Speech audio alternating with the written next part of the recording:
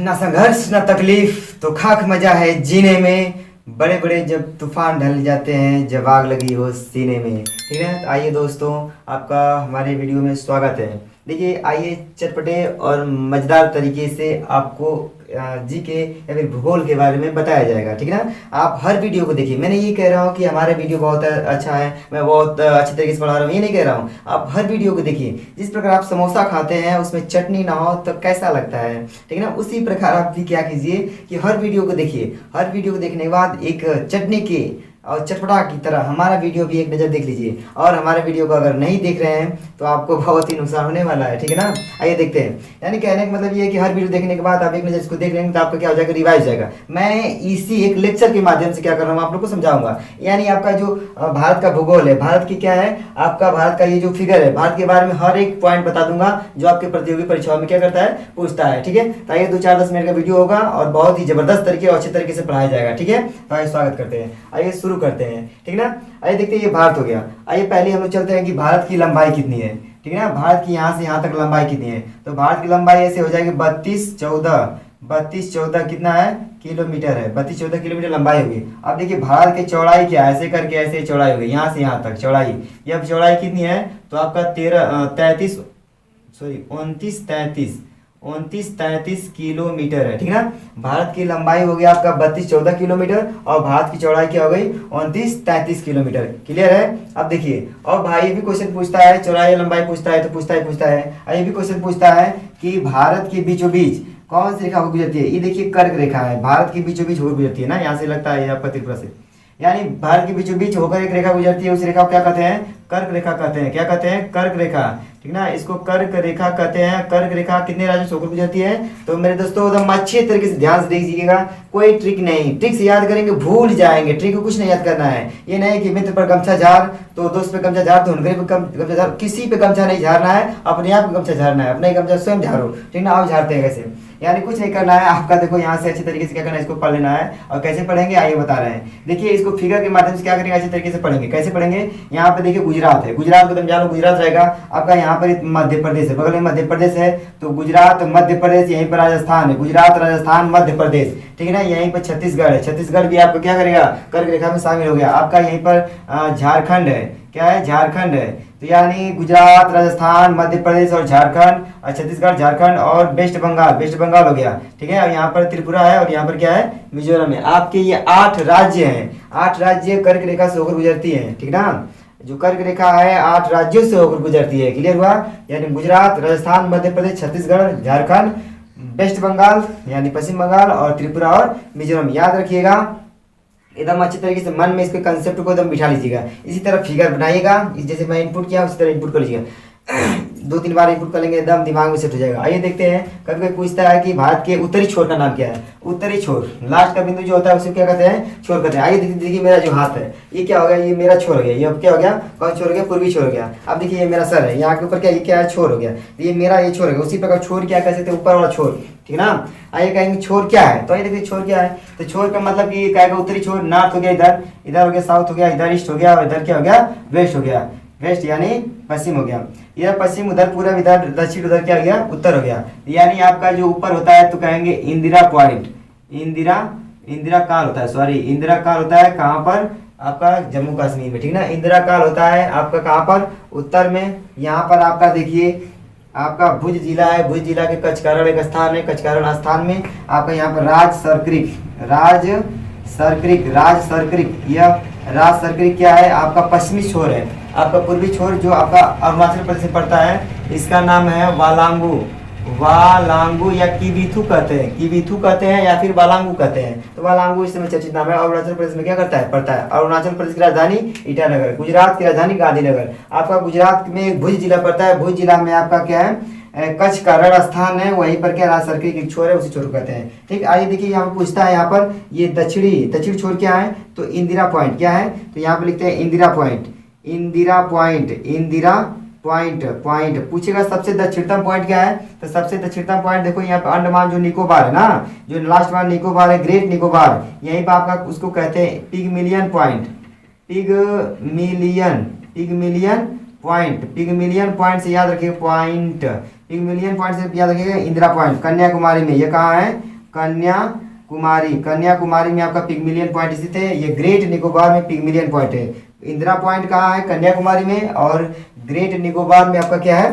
पिगमिलियन point. ये छोर पूछता है। और ये देखो कन्याकुमारी में ये आपका है तो 8 डिग्री 4 मिनट में है, 8 डिग्री 4 मिनट कहेंगे। और यहाँ पर क्या है? 6 डिग्री में आपका क्या? पिगमिलियन पॉइंट स्थित है। क्लियर हुआ? देखिए ये सब याद रखिएगा। भारत की लंबाई कितना है? 32-33। भारत की चौड़ाई कितना है? 29-33 किलोमीटर। और कर्क रेखा भारत की बीचों बीच से होकर गुजरती है। और कितने राज्य हैं? 8 राज्य हैं। गुजरात है, मध्य प्रदेश, राजस्थान, छत्तीसगढ़, झारखंड, वेस्ट बंगाल और क्या है? त्रिपुरा और मिजोरम है। क्लियर हुआ? आपका आज देखिए छोर पूछता है। छोर पूछेगा तो उत्तरी छोर कहेगा इंदिरा का जम्मू कश्मीर, दक्षिण छोर कहेगा तो कन्याकुमारी में है इंदिरा पॉइंट। और सबसे दक्षिणतम कहेगा तो पिगमिलियन पॉइंट जो आपका 6 डिग्री पर है। आपका कौन सा?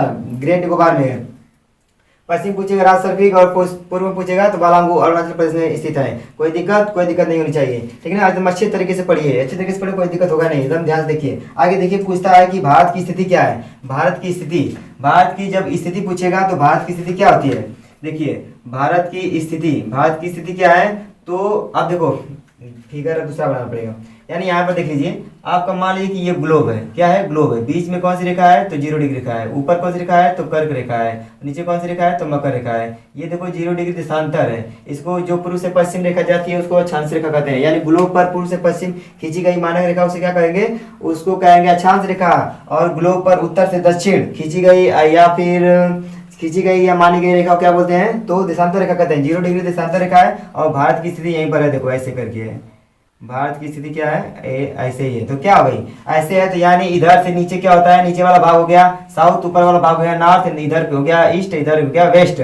यानी देखिए जो इस साइड है तो पूर्व हो गया, इस साइड पश्चिम हो गया, इससे आधा 0 डिग्री से नीचे जाएंगे तो हो जाएगा दक्षिण, ऊपर जाएंगे तो क्या हो जाएगा? उत्तर। तो भारत की स्थिति देखो क्या आएगा अक्षांश में? तो उत्तरी अक्षांश, नीचे दक्षिण तो फिर उत्तरी।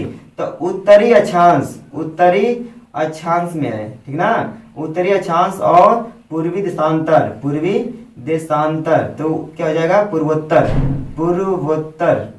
भारत की स्थिति क्या है? पूर्वोत्तर, उत्तरी अक्षांश और पूर्वी देशांतर। उत्तरी अक्षांश उत्तर अक्षांश में है और पूर्वी देशांतर में भारत की क्या है? स्थिति है। एकदम अच्छे तरीके से याद रखिएगा। नहीं समझ में आ रहा है तो फिर पूछ लीजिएगा। उत्तरी अक्षांश और पूर्वी देशांतर यानी आपका उत्तरी अक्षांश हो गया, पूर्वी देशांतर भारत की क्या है? स्थिति है। मिटा दे रहे हैं। देखिए आपको ये भी क्वेश्चन पूछेगा आपका कि भारत की आकृति कैसी है? भारत की आकृति चतुष्कोणीय है। भारत की आकृति कैसी है? चतुष्कोणीय है। भारत की आकृति चतुष्कोणीय हो गया। आप पूछेगा भारत की क्षेत्रफल कितना है? तो भारत का जो क्षेत्रफल कितना है? तो 32,87,263 वर्ग किलोमीटर है। भारत की क्या है? क्षेत्रफल है। और पूरे विश्व में भारत का क्षेत्रफल कितना है? जो मानो पूरा विश्व हो गया, ये वाला पूरा विश्व हो गया, इसमें भारत का स्थिति यही है। तो ये पूरे क्षेत्रफल का कितना परसेंट है? तो पूरे विश्व में भारत का क्षेत्रफल कितना है? 2.42% है, ठीक ना? पूरे विश्व में पूछेगा, पूरे विश्व में भारत का क्षेत्रफल कितना है? पूरे विश्व के क्षेत्रफल के भारत का क्षेत्रफल कितना है? तो 2.4% है। क्लियर हुआ? ये सब क्वेश्चन पूछेगा, ठीक ना? आइए देखते हैं। ये अक्षांश हो गया, समझ में आया? यानी देखिए अक्षांश देशांतर के बारे में बताते रहे, ठीक ना? अब देखिए क्लियर हो गया। इसको अच्छे तरीके से नोट डाउन कर लीजिएगा। देखिए आइए चलते हैं ग्लोब पर। यानी ग्लोब के आविष्कारक पूछ देगा कि जनक कौन है? तो मार्टिन वैहम है। ग्लोब के बीचों बीच रेखा गई है 0 डिग्री, इसके नॉर्थ में गई है रेखा। तो नॉर्थ में रेखा को क्या बोलेंगे? तो 23.5 डिग्री नॉर्थ में कर्क रेखा बोलेंगे। इसको कौन सी रेखा बोलेंगे? तो कर्क रेखा बोलेंगे, ठीक है? आपका साउथ में यानी कह सकते हैं कि 23.5 डिग्री आपका साउथ में, इसको क्या बोलेंगे? मकर रेखा। क्या बोलेंगे? मकर रेखा। अब देखिए 0 डिग्री रेखा में बीचों बीच जाती है तो भूमध्य रेखा कहते हैं। भूमध्य, कौन सी रेखा? भूमध्य रेखा। आगे भूमध्य रेखा भारत के बीचों बीच रेखा जाती है, इसको अक्षांश कहते हैं। अब यहाँ से जो रेखा आती है तो 0 डिग्री देशांतर, यह पूरे विश्व का मानक रेखा है जो का ग्रीनविच और यहाँ पर ग्रीनलैंड में है, ठीक ना? ग्रीनविच कहा जाता है। यहीं से आपका पूरे विश्व का क्या बोलते हैं? मानक रेखा क्या किया गया? लिया गया है। क्लियर हुआ? अब देखिए यानी भारत की स्थिति क्या है? यानी देखिए भारत ये अक्षांश रेखा है, पूर्व से पश्चिम खींचा गया रेखा अक्षांश रेखा कहते हैं। उत्तर से दक्षिण खींचा गया रेखा क्या कहते हैं? कौन सी रेखा कहते हैं? तो आपका देखो ये देशांतर रेखा हो गया। देखिए देशांतर रेखा बना दे रहे हैं। ये देशांतर रेखा हो गया, ये देशांतर रेखा हो गई, सब देशांतर रेखा है, ठीक है? और ये देशांतर रेखा हो गया, तो देख सकते रेखा मैं अभी आपको अच्छे तरीके से क्लियर कर दूंगा आपके मैटर को। देखिए ये अक्षांश रेखा है, ऐसे सॉरी अक्षांश रेखा का, चलिए ठीक है अक्षांश से मान लीजिए अक्षांश रेखा हो गया, ठीक है ना। देखिए ये अक्षांश से संसार हो गया। भारत की स्थिति क्या है, कर्क रेखा के बीच बीच बनी है, तो ऐसे करके भारत की स्थिति बना लेंगे ऐसे करके, ठीक है। ऐसे बन गया भारत की स्थिति हो गया, ये हो गया, ठीक, भारत की स्थिति हो गई, ठीक है ना। ये भारत की स्थिति हो गई। अब देखिए भारत क्या है आपके यहाँ से जो चल रहा है, ये रेखा आपका देशांतर है, तो यहाँ से कितना देशांतर, भारत की स्थिति क्या है, तो यहाँ से अक्षांश हो गया, तो अक्षांश क्या आएगा, तो 8 डिग्री 4 मिनट से लेकर के 37 डिग्री 6 मिनट, कौन सा अक्षांशीय अक्षांशीय अक्षांशीय जी अक्षांशीय रेखा हो गया आपका। देखिए अब कहेगा कि देशांतर रेखा क्या है, तो ये देशांतर रेखा यहाँ से ये देखो देशांतर रेखा है, तो 37 डिग्री 6 मिनट से लेकर के 97 डिग्री 25 मिनट आपका देशांतरीय विस्तार है, ठीक ना। ये हो गया आपका, ऐसी स्थिति हो जाएगी, ठीक है ना। अब देखिए ये जो फैला हुआ है जाल की तरह, इसको ग्रिड कहते हैं, और इसके अंदर जो ये भाग है इसको सेल कहते हैं। दो देशांतरों के बीच में 111 किलोमीटर की दूरी होती है, याद रखिएगा, सारे क्वेश्चन पता है इसको इनपुट कीजिएगा। दो देशांतरों के बीच में 11 किलोमीटर होता है, ठीक है ना। अब देखिए ये भारत की स्थिति क्या हो गई, 8 डिग्री 4 मिनट से 37 डिग्री 6 मिनट अक्षांशीय हो गया, 37 डिग्री 6 मिनट से लेकर के 97 डिग्री 25 मिनट क्या हो गया, देशांतरी विस्तार हो गया, क्लियर हुआ।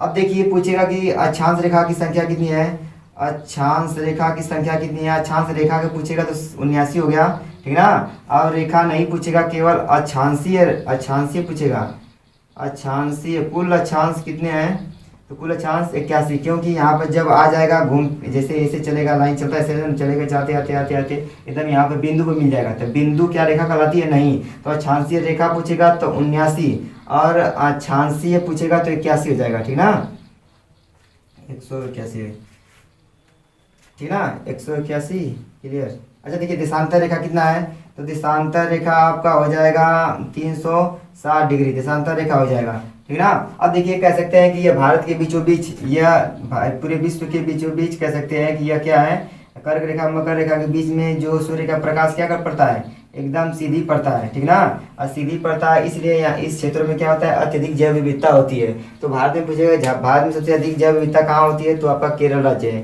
ठीक ना। और क्वेश्चन कुछ छूटा होगा तो दोस्तों उस क्वेश्चन को फिर नेक्स्ट वीडियो में डाल दिया जाएगा अच्छी तरीके से। और वीडियो अच्छी लगी तो मेरे चैनल को क्या कीजिए, सब्सक्राइब कीजिए, लाइक कीजिए और शेयर करना नहीं भूलिएगा, ठीक है ना।